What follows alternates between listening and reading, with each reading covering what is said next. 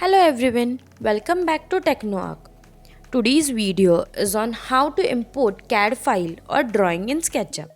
After opening up to Sketchup screen, we will click on File tab at left side upper corner.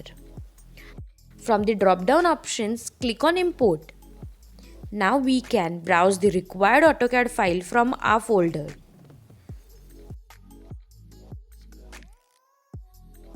Select the DWG file and click on Import.